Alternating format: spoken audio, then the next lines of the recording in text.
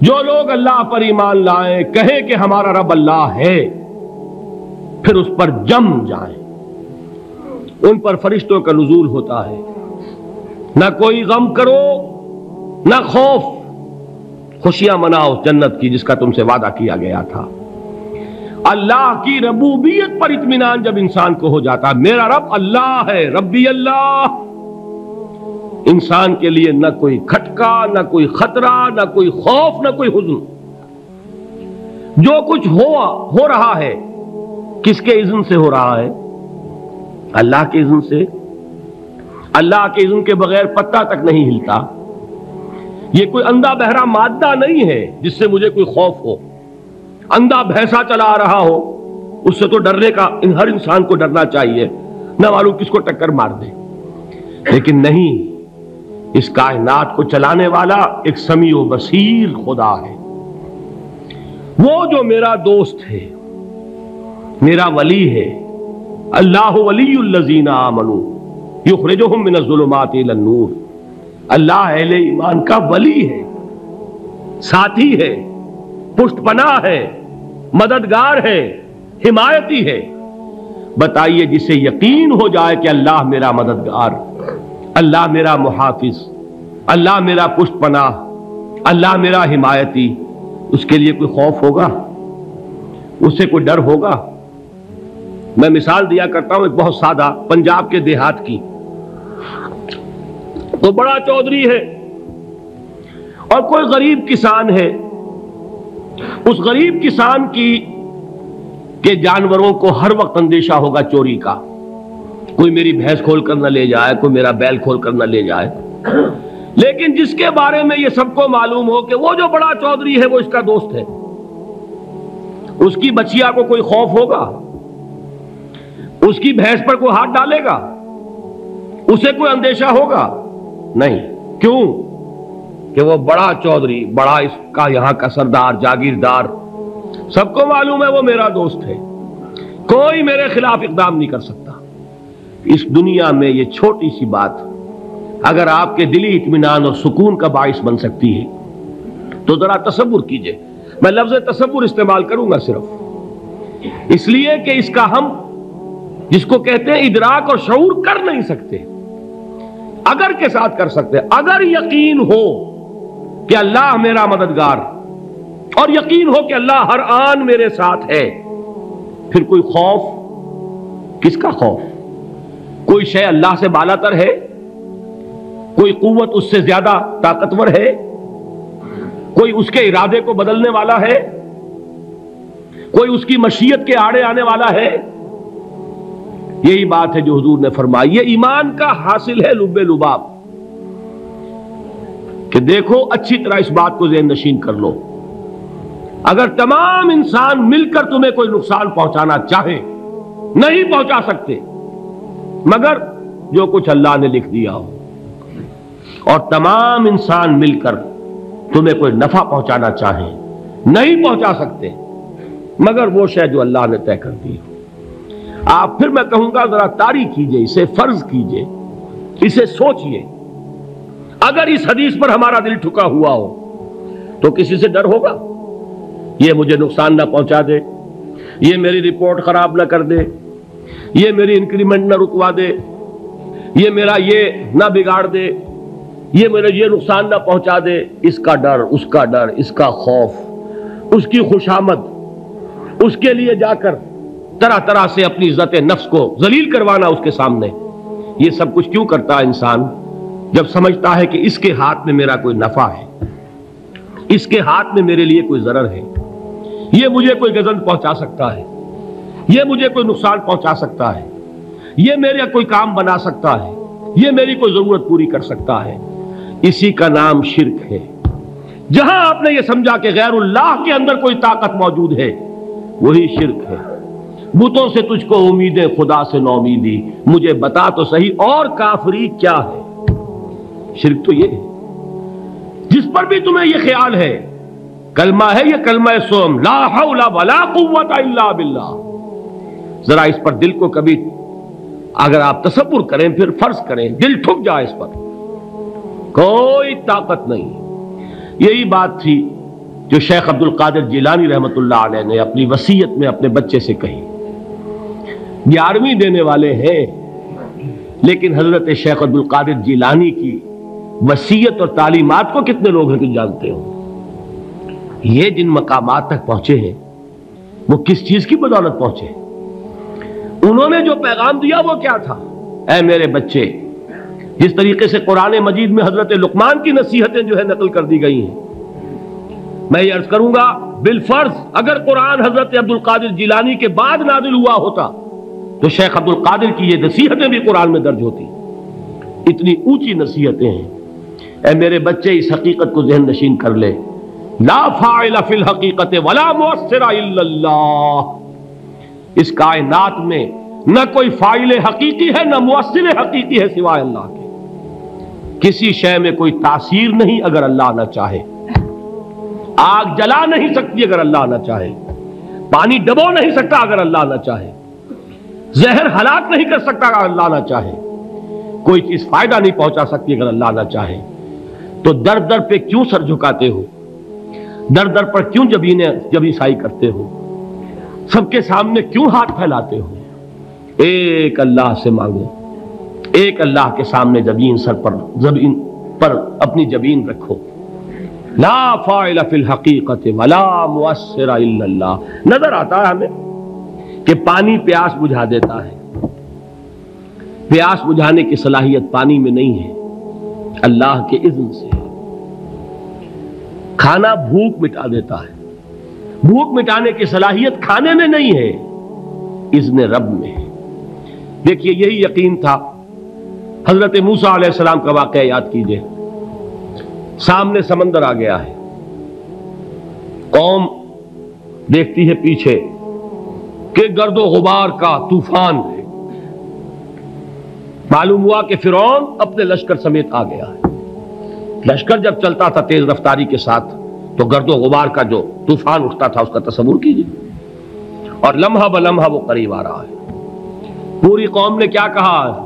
اے موسیٰ انا لمدرکون. اے موسیٰ ہم تو پکڑے گئے. قرآن مجید نے تو یہاں وہ باتیں نہیں لکھی ہیں، لیکن تورات میں یہ درج ہے کہ بنی اسرائیل جھگڑنے لگے، دست و گریبان ہو گئے موسیٰ کے ساتھ. موسیٰ ہمیں یہاں مروایا لا کر، اس سے تو ہم ہی بہتر تھے. وہاں کھانے کو ملتا تھا، زندگی تو تھی، بیگار ہم کر رہے تھے، موت تو نہیں تھی. اب جو کچھ ہوگا اس کا تصور کرو، جس طریقے سے ہمارے ٹکڑے اڑائے جائیں گے. تو لڑ رہے ہیں حضرت موسیٰ علیہ السلام سے. یہ تورات کی تفصیل ہے. قرآن میں صرف اتنا آیا ہے، پریشان ہو کر انہوں نے کہا انا لمدرکون. موسیٰ ہم تو پکڑے گئے. اس وقت موسیٰ کا جواب کیا ہے؟ کلا ان معی ربی سیہدین. نہیں، میرے ساتھ میرا رب ہے، وہ راستہ دے گا. بتائیے کہاں راستہ نظر آ رہا ہے؟ یہ ہے ایمان بالغیب. راستہ نظر نہ آئے تب اللہ پر یقین ایمان ہے. جیب میں پیسے ہوں اور تب دل کو اطمینان ہے تو ایمان کس پر ہوا؟ پیسے پر، اللہ پر نہیں. جب وسائل و ذرائع نہ ہو اور پھر یقین ہو کہ اللہ مسبب الاسباب ہے، وہ اسباب کا پابند نہیں ہے، وہ اسباب کا محتاج نہیں ہے، اسباب اس کے محتاج ہے. اگر یہ یقین ہے تو اللہ پر ایمان ہے. یہ نہیں ہے تو تمہارا ایمان اسباب پر ہے، وسائل پر ہے، ذرائع پر ہے، مادیات پر ہے، اللہ پر نہیں. اس وقت کہاں راستہ تھا؟ کوئی راستہ تھا؟ سمندر ہے اور ادھر سے لشکر آ گیا ہے. کلا ان معی ربی سیہدین. اب دیکھیے ایمان کہہ دینا آسان ہے، ہوا معکم اینما کنتم. جہاں کہیں بھی تم ہوتے ہو اللہ تمہارے ساتھ ہوتا ہے. لیکن اس کا یقین قائم ہو جائے تو زمین و آسمان کا فرق واقع ہو جائے. یہی بات ہوئی حضور کے ساتھ. غار ہے، چھپے ہوئے ہیں محمد الرسول اللہ اور آپ کے وہ یار غار ابو بکر صدیق رضی اللہ تعالی عنہ. اقبال نے حضرت ابو بکر کی شان میں چند اشعار کہے صرف، لیکن واقعہ یہ ہے کہ بھاری بھاری نظموں پر اور قصیدوں پر بھاری ہے. طویل ترین نظمیں اور قصیدے ہوں ان پر بھاری ہے. ہمت ابو بکر کی ہمت جو ہے کشت ملت را چو ابر، جیسے بارش سے کھیتی اپجتی ہے، ابو بکر کی ہمت اور عزیمت اس امت کو اسی طرح سینچنے والی ہے۔ ثانیے اسلام و غار و بدر و قبر، وہ دوسرے تھے اسلام میں، دوسرے پہلے کون تھے؟ انا اول المومنین، حضور فرماتے ہیں سب سے پہلا ایمان لانے والا میں، دوسرے ابو بکر۔ ویسے ہمارے ہاں یہ چلتا ہے اختلاف، حضرت علی پہلے ہیں کہ حضرت ابو بکر پہلے ہیں، لیکن اس میں بڑی خوبصورت تطبیق قائم کی ہے علماء نے، اور بہت صحیح ہے۔ چار کے بارے میں فیصلہ ہی مت کرو کہ کون پہلے ہے، ان کی ایک عجیب تقسیم کر دی ہے۔ آزاد مردوں میں، بالغ مردوں میں سب سے پہلے ابو بکر، بچوں میں سب سے پہلے علی، خواتین میں سب سے پہلے خدیجہ، اور غلاموں میں سب سے پہلے زید ابن حارثہ۔ بڑی پیاری تقسیم ہے، یہ چاروں ہی پہلے ہیں، ہر ایک کے لیے اولیت ہے۔ اور واقعہ یہ ہے کہ اگر زمانی اعتبار سے تعین ہوگا تو پہلے خدیجۃ الکبریٰ آئیں گی رضی اللہ تعالی عنہ، کسی اور سے بات کرنے کی نوبت بعد میں آ سکتی ہے، پہلے تو اہلیہ محترمہ سے بات ہوئی، آتے ہی پہلی وحی ہوئی ہے، ابھی تبلیغ کا حکم نہیں تھا، کس کو بتایا واقعہ؟ ابھی اپنی نبوت کی تبلیغ کا تو حکم ہی نہیں آیا، واقعہ کس کا ہے؟ وہ خدیجہ کا ہے۔ جب کہا ہے کہ خشیت علی نفسی، مجھے اپنی جان کا اندیشہ ہے، تو کیا جواب دیا خدیجہ نے رضی اللہ تعالی عنہا؟ وہ صدیقۃ الکبریٰ ہے، صدیقات جو ہے خواتین ان میں چوٹی پر خدیجۃ الکبریٰ ہے رضی اللہ تعالی عنہا، اور صدیق جو مرد ہیں ان میں صدیق اکبر ہے ابو بکر صدیق رضی اللہ تعالی عنہ، لیکن صدیقات میں چوٹی پر۔ جب حضور نے فرمایا خشیت علی نفسی، کیا فرمایا، کیا عرض کیا، کیسے تسلی دی؟ نہیں نہیں، اللہ آپ کو ضائع نہیں کرے گا، آپ غریبوں کے ہمدرد ہیں، آپ مساکین کے تکالیف رفع کرنے والے ہیں، آپ بیواؤں کی سرپرستی کرتے ہیں، آپ مسافروں کی خدمت کرتے ہیں، اللہ آپ کو ضائع نہیں کرے گا، یہ یقین ہے اس خاتون کے اندر۔ خیر وہ ایک علیحدہ بات ہو جائے گی۔ میرے دل پر حضرت خدیجہ رضی اللہ تعالی عنہ کی شخصیت کا بڑا گہرا نقش ہے، جو وہ کوئی اور ہی وقت اور موقع ہوا تو بیان ہوگا۔ بہرحال اقبال نے ایک مصرے میں جو چار اولیتیں جمع کر دی ہیں، ہمتیں او کشت امت را چو ابر، ثانی اسلام و غار و بدر و قبر۔ اسلام میں حضور کے بعد پہلے کون؟ ابو بکر۔ غار میں حضور کے ساتھ کون؟ ابو بکر۔ بدر کی رات اللہ کا رسول سربسجود، وہ جھاڑ، وہ گھاس پھوس کی جو جھوپڑی بنائی گئی تھی، اور وہاں تلوار ننگی لے کر پہرا دینے والا کون؟ ابو بکر۔ اور اس حجرہ عائشہ میں محمد کے بعد سب سے پہلے دفن ہونے والا کون؟ ابو بکر رضی اللہ تعالی عنہ وصلی اللہ علیہ وسلم۔ وہ جو معاملہ میں سنا رہا تھا غار ثور کا، حضرت ابو بکر بھی حضور کے خیال سے لرز گئے ہیں۔ آپ کو یاد ہوگا کہ جا کر پہلے تمام جتنے سوراخ تھے انہیں بند کیا ہے، ایک سوراخ رہ گیا تھا جس کو بند کرنے کے لیے کوئی کپڑا نہیں تھا، وہاں اپنی ایڑی رکھی ہے، تب کہا ہے حضور سے تشریف لائیے، اور اپنے زانو پر حضور کو لٹایا ہے، اور وہاں کسی موذی جانور نے کاٹا ہے، حضور کی آنکھ لگ گئی تھی، اس وقت اس بل کے اندر جو بھی بچھو ہے کیا ہے واللہ عالم، اس نے کاٹا ہے، اس کی تکلیف کی وجہ سے ابو بکر کی آنکھوں سے آنسو ٹپک گئے، حضور کے چہرے مبارک پر پڑے ہیں، تو حضور جاگے ہیں، معاملہ کیا ہے؟ ایڑی نہیں ہٹائی وہاں سے، مبادا وہ جانور وہاں سے نکل کر محمد الرسول اللہ کو کوئی گزن پہنچا دے، ابو بکر کی ایڑی ہے، جس طرح چاہے کھا لے، ختم کر دے، جان نکل جائے تب کوئی آنچ آئے، محمد پر تو آئے، لیکن جیتے جی نہیں۔ وہ ہے ابو بکر۔ حضور کے خیال سے اس وقت حضور نے پھر اپنا لعاب دہن لگایا ہے، اور اس سے پھر آپ کی تکلیف ختم ہوئی۔ جیسے خیبر میں حضرت علی کی آنکھ دکھ رہی تھی، اس کو جو شفا حاصل ہوئی ہے وہ بھی حضور کے لعاب دہن سے ہوئی۔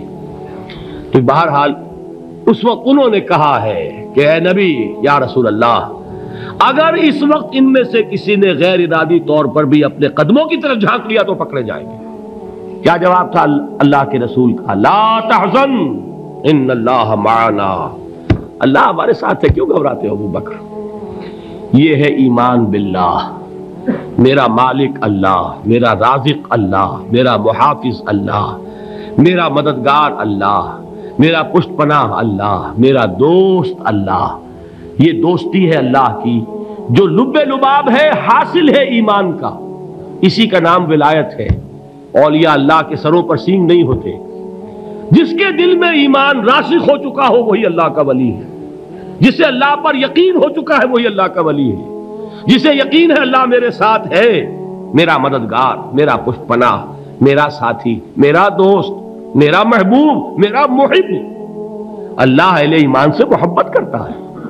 واللہ یحب الصادقین، ان اللہ یحب الذین یقاتلون فی سبیلہ صفا کانہم بنیان مرصوص۔ اللہ محبت کرنے والا، اہل ایمان محبوب، اور اہل ایمان محبت کرنے والے اللہ محبوب۔ والذین آمنوا اشد حبا للہ۔ آپ تصور کیجئے جسے یہ رشتہ ایمان یا رشتہ ولایت حاصل ہو جائے، الا ان اولیاء اللہ لا خوف علیہم ولا هم یحزنون، آگاہ ہو جاؤ اللہ کے دوستوں کے لیے نہ کوئی خوف ہے نہ کوئی حزن ہے۔